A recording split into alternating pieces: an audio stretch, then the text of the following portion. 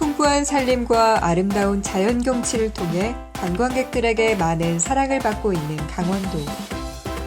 이번 탐방은 강원도에서도 산림 면적이 군 전체의 90%가 넘는 인제군으로 탐방을 떠나보려 합니다. 평지가 10% 채 안 되는 인제 땅에 뭐가 있을까 생각할 수 있지만 불교사 연구의 중요한 자료로 쓰이는 갑둔리 5층 석탑과 인제 8경 중 하나인 합강정 등 인문학적 의미를 지닌 장소들이 많습니다. 강원도의 아름다운 자연 속에 깃든 역사와 문화를 널리 전하고 있는 강원대학교 홍인희 교수와 함께 오늘의 탐방을 시작해봅니다. 원주시립도서관 기리의 인문학. 이게 강원도가 아시다시피 18기 시군이 있는데 인제라고 하는 것은 가장 강원도에서 우리도 강원도에 있지만 숭악한 곳으로, 숭악한 산골로 이렇게 생각을 하고 거기는 오로지 군부대 정도 있다 뭐 이렇게 생각을 하는데, 이 인제 지역은 그 산림 면적이 90%가 넘어요. 그러니까 10%가 채 안 돼, 평지는. 예.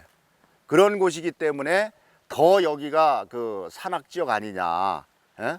숭악한 산골 아니냐 이렇게 생각이 드는데, 그러다 보니까 인제는 아무것도 없으리라고 생각을 하지만, 제가 이 강원도 전체를 이렇게 탐방을 하고 또 탐방을 진행하고 한 그 느낌으로는 이 인제만큼 어떤 인문학적인 비의가 숨겨져 있는 뜻이 있는 곳도 그리 많지 않다 이렇게 생각을 합니다. 그래서 오늘 탐방의 주제는 지금 그 사람 이름은 잊었지만 이렇게 돼 있는데, 주로 역사보다는 이 신화적인 인물, 신화 속에 그 깃들여져서 숨겨져서 사람들의 그 어떤 정서의 그 정서 속에서만 기억되고 있는 그런 인물들을 주로 찾으려고 하는데, 그 대표적인 인물이 바로 지금 첫 기착지인, 첫 번 탐방지인 이곳에 깃들여져 있는 마의태자의 이야기입니다. 마의태자는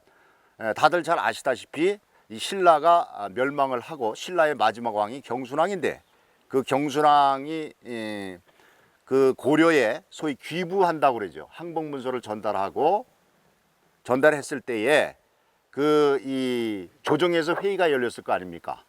다들 뭐 어쩔 수 없다 이렇게 했는데, 유일하게 거기에 반대의 뜻을 들고 나왔던 인물이 바로 이 경순왕의 아들이었던 마의태자입니다.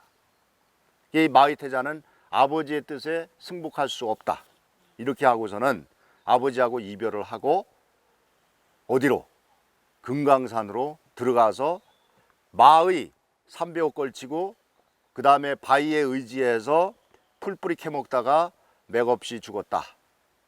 이렇게 우리가 알고 있고 그렇게 기록되어 있고 그렇게 배워왔습니다. 그죠? 그렇게 배워왔어요. 그게 어디 있는데? 그 삼국시대의 유일한 어떤 그 뭐랄까 공식 사서라고 하는 삼국사기, 또 약간 야사성을 띤 삼국유사에도 거의 흡사하게, 글자 몇 자 빼놓고는 거의 흡사하게 이렇게 기록이 돼 있는데, 결론적으로 마의태자는 그리하지 않았다. 즉 사서의 기록이 잘못됐다. 잘못된 것보다 어떻게 보면 왜곡해서 기록했다. 이렇게 우리가 생각해 볼 수 있는데, 그게 왜 그런가 하는 것은, 마치 경순왕도 고려 왕건에게 항복은 하지만 자기 아들을 시켜서 가서 국권회복 운동을 해라 라고 밀지를 보낼 수도 있다라고 하는 견해가 있어요. 그랬다는 게 아니고, 그렇기 때문에 그 아버지를 계승한다는 의미에서 똑같은 부를 썼을 것이다, 이런 견해도 있고, 또 하나는 이 지역에서 마의태자를 계속 제사를 지내거든요. 제를 지내고 기린단 말이야. 그런데 고려 왕조 입장에서는 어떻게 있어? 이 새끼들 말이야, 그저 마의태자 제사 지내고 있어 여태까지? 전부 잡아와 이렇게 할 거 아니야. 그러니까 어떻게 하겠어요? 이 고려조정 입장에서 소위 그 감시의 눈길 뭐 이런 거를 의식해 가지고 여기 마을 사람들이 마의태자를 기리면서 마치 우리는 고려 왕조에 항거할 뜻이 없고 우리가 기리고 있는 것은 경순왕이다, 이런 트릭을 쓰기 위해서 부라고 이렇게 바꿨을 거라고 하는 또 하나의 견해가 있습니다. 저 탑, 왜 저 탑에 왔냐? 저 탑에 1000년 전에 사연이 깃들여져 새겨져 있어요. 저 탑에. 다 같이 한번 따라해 보실래요? 보살계 제자구상주. 무슨 뜻인 것 같아요? 보살께서 개는 계율을 뭐 그런 말 알죠? 이른다 이런 말이에요. 그러니까 보살께서 자기 제자 구에게, 이건 이름이에요. 구에게 그 상주, 주인한테 주인을 받들어라고 이르셨다 이런 말이에요. 주인을 잘 받들으라고 이르셨다 이런 뜻이에요. 김부, 여기에 이제 김부라는 말이 나옵니다. 예? 김부의, 즉 김부의 어떤 가족들 뭐 이런 말이겠지. 왜냐하면 여기 그 마의태자가 여기 자기 왕족들 데리고서 일단의 세력들을 데리고 여기 와서 응거했을 때, 즉 여기에서 항전을 벌였는데, 그때에 자기 어머니, 그러니까 경순왕의 부인이죠, 죽방왕후인데 그거를 포함해 가지고 자기 아들들 뭐 등등 해서 일단에 엄청난 세력을 끌고 와요 여기를. 그래서 김부수명, 그 김부의 그 가족들이 자기들 주군이잖아.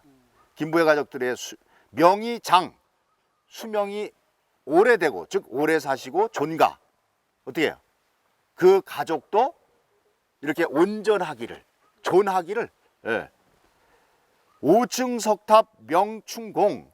이 5층 석탑은 이거예요. 이거 지금 보시고 있는 5층 석탑은 어떻다? 명은 여기서 밝힌다 이 말이에요. 뭐를 밝혀? 충공. 충분한 공물. 우리가 왜 절에 가면 공양한다 그러잖아요. 예. 그 공물을 밝히고 있는 것이다 이게.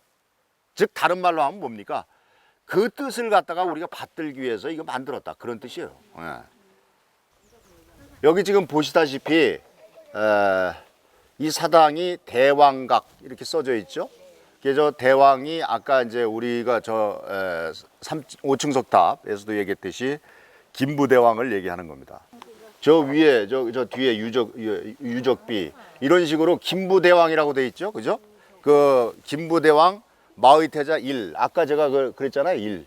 저 일이 넘칠 일자하고 통한다 뭐 이래가지고 그 얘긴데, 여기는 이거 말고도 이 일대에 굉장히 많았어요 사당이. 마의태자를 기리는 사당이 많았는데 이 군부대 수용되면서 다 없어지고 지금 요거 하나만 남아있는 상태고, 이게 한동안 옛날에 이거 생기기 전에 제가 왔을 때는 아주 꼭 귀신 나올 때처럼 이렇게 했지만 몇 군데 있었어요. 그리고 그때는 5월 5일, 음력 5월 5일과 9월 9일 두 차례 걸쳐서 동제를 지내.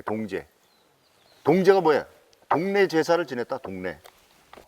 그런데 지금 여기 이 안에 저도 못 봤기 때문에 이 안에를 있는지 없는지 모르지만 옛날에는 다 저 사당에 뭐가 있었냐면 철마상이 있었어요.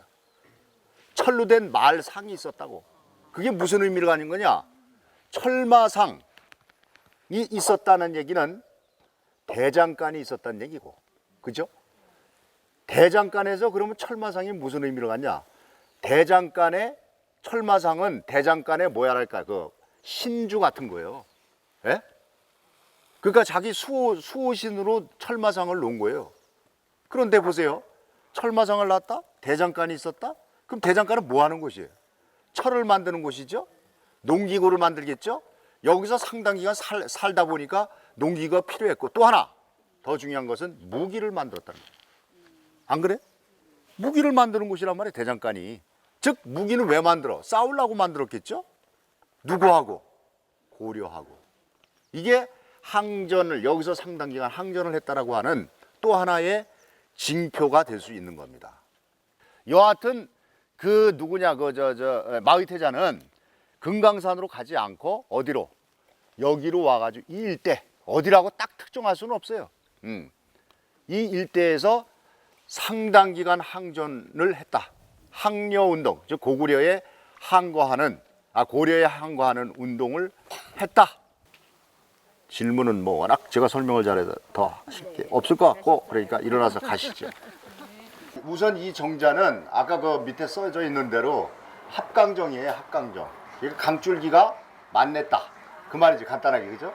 그리고 이 조선시대의 그 기록 뭐 신증, 동국, 여지승남 뭐 이런 데 보면은 거의 유일하게 인제 지역에서 나타나는 이게 정자입니다. 정자인데 여기가 의미를 갖는 것은 그 춘천에 그 유명한 강이 있잖아요.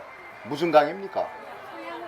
소양강. 소양강 바로 이 상류, 거의 최상류라고 볼 수 있어요. 그런데 여기에 합강 이렇게 됐으니까 강이 합쳐졌다는 거 아니에요, 그죠? 그래서 두 강줄기가 합쳐지는 이른바 두물머리입니다. 여기가 두물머리인데 저 보시다시피 이쪽 지금 이 밑에는 안 보이는데 이쪽에서 내려오는 인북천이라고, 저쪽에서 우리가 어딜 따라왔죠? 내린천. 내린천하고 인북천이 합해지는 곳입니다. 여기가 합해지는 것이고, 여기를 이름을 뭐라 하냐면 미륵천이라네. 미륵천. 미륵천 이름 좋죠? 뭔가 있을 것 같죠? 근데 저기에서 옛날에 한 300여 년 전에 미륵을 건졌어요. 미륵을. 근데 그 미륵이 아주 영험하답니다. 그래서 그 특히나 그 왜 옛날 그런 말 있잖아요. 미륵 그 코를 갖다가 이렇게 긁어서 먹으면은 뭐 그 저기 애를 잉태를 하고 아들을 낳는다 뭐 이런 속설이 있죠. 그러다 보니까 그 얘기가 퍼지는 바람에 그 미륵이 코가 없어졌어요. 그 미륵이 어딨냐? 족이 있습니다. 족이. 사람들은 몰라요. 저게 뭔지. 막 뛰어가가지고 지금 거의 그냥 뭐 상처투생이에요. 상처투생이. 그게 미륵을 저기서 건졌다고 해서 여 이름을 미륵천이라고. 지금 저기 모양이 어떻게 돼 있어요? 이게 지금? 무슨 사각형? 정사각형입니다. 정사각형. 그리고 이 특징이 문도 4개가 있죠?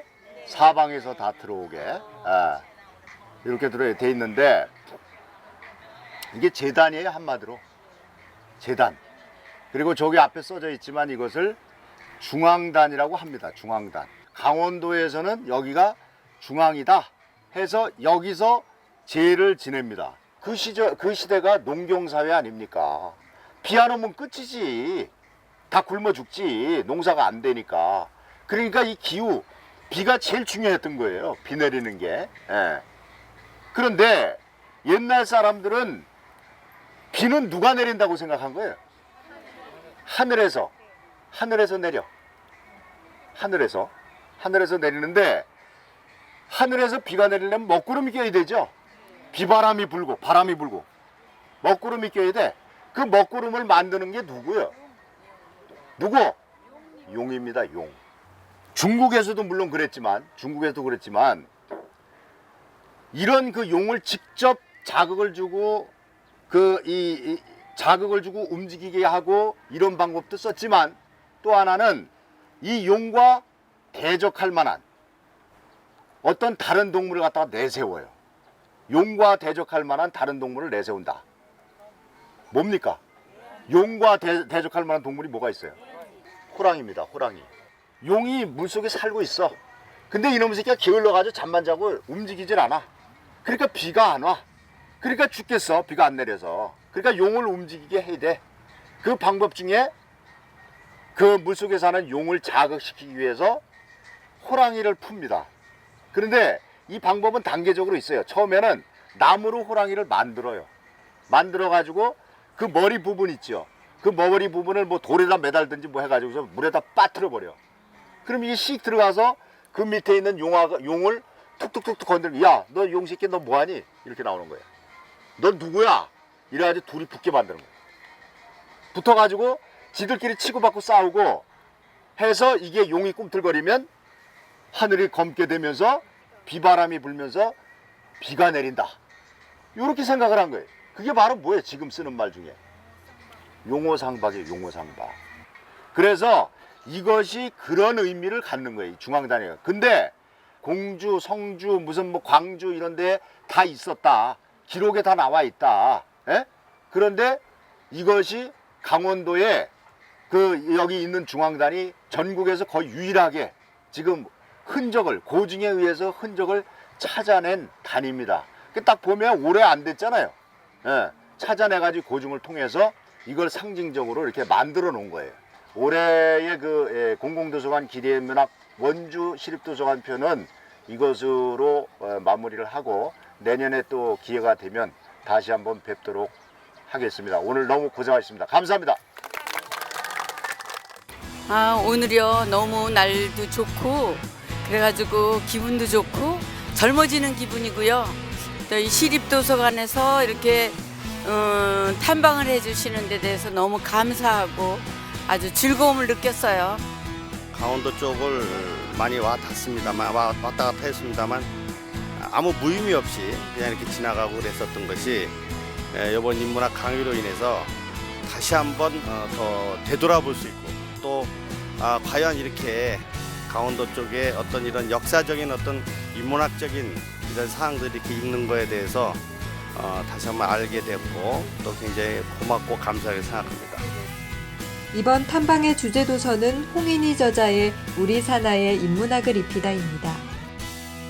이 책은 우리 땅에 숨겨진 진짜 이야기를 찾아내 소개하는 책으로 우리나라 사람들이 가장 좋아하는 여행지인 강원도 곳곳의 숨은 이야기를 풀어낸 책입니다. 오늘 원주시립도서관에서 올해 인문적 상상력 사고의 텃밭을 일구다라는 주제로 총 3회에 걸쳐서 인문학 탐방을 진행했는데요.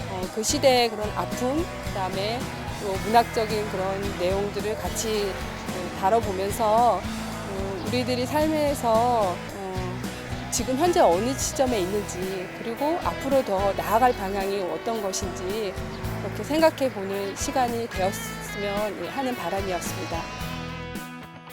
1969년 6월 14일 개관한 원주 시립도서관은 디지털 자료실 등 다양한 자료를 이용할 수 있는 원주 시민들의 문화공간입니다. 최신의 자료 확충 및 다양한 서비스 제공 등 원주 시민들을 위한 희망의 등대가 되기 위해 노력하고 있습니다.